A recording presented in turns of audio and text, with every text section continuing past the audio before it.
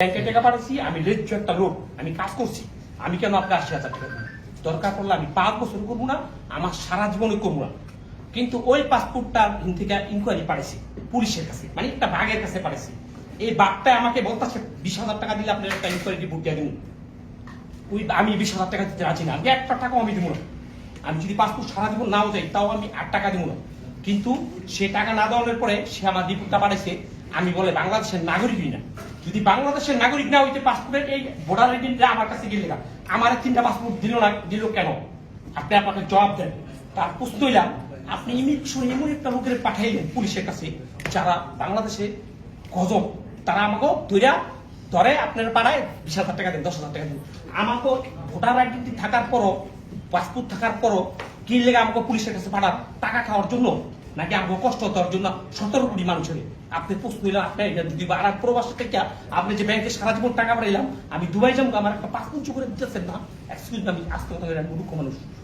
আমি পাসপোর্টটা আমার করে দিচ্ছি, আমি দুবাই যাবো, কিন্তু আমার কি অপরাধ? আমি কেন ১৫ বছর বাংলাদেশ ব্যাংকে ১ কোটি টাকা পাঠালাম? আপনি আমাকে বলেন। প্রত্যেকটা প্রবাসী, প্রত্যেকটা মানুষ পুলিশ তারা কষ্ট হয়েছে, দুঃখ পাইতেছে। স্বাধীনের পর থেকে পুলিশের থেকে আমরা ভালো কিছু পাইছি, তারপর আপনার জাইনিয়ন পুলিশের কাছে পাঠাইতেছেন আমাকে হস্তস্থকরণের লেখা। আর পাসপোর্ট দালাল বলতে কিছু নাই। পাসপোর্ট অফিসাররা এই দালাল তৈরি করছে টাকা খাওয়ানোর জন্য। এখানে অফিসাররা এই দালাল বলতে কিছু নাই। এই দালালগুলির টাকা দিলে তাহলে পাসপোর্ট অফিসে পাই জায়গা চুপি চুপি করে দেয়। আমি সিঙ্গাপুর থেকে গেছি, অফিসাররা কিরকম হয় আমি জানি। সিঙ্গাপুরে আমি ১৫ বছর ছিলাম। যে একটা পুলিশ ইমিগ্রেশন অফিসার আমার ২ মিনিটে যখন কাজটা করে দিল, তো আমি বলছি ২ মিনিটে বলেছি থ্যাংক ইউ। সো অফিসার বলতেছে why you give me thank you? So this one my job. কইতেছে এটা আমার জব, তুই আমার থ্যাংক ইউ দিলি।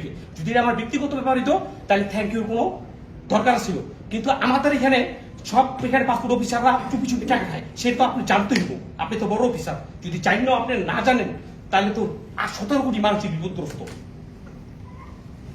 আমি আপনার সেন্টিমেন্টকে যথেষ্ট পরিমাণে অনার করি। আপনি সেন্টিমেন্টাল হয়ে গেছেন, ঠিক আছে, সেন্টিমেন্টকে যথেষ্ট পরিমাণে অনার করি। প্রত্যেকটা দেশ এবং ডিপার্টমেন্ট, সেই দেশের ডিপার্টমেন্ট কিছু নিয়ম কানুনের মধ্যে দিয়ে চলে। আর নিয়ম কানুন যদি কেউ সেটা মিসইউজ করে, সেটার দায়িত্ব তাকেই নিতে হবে। আপনি যদি পুলিশের দায়িত্বটা আমাকে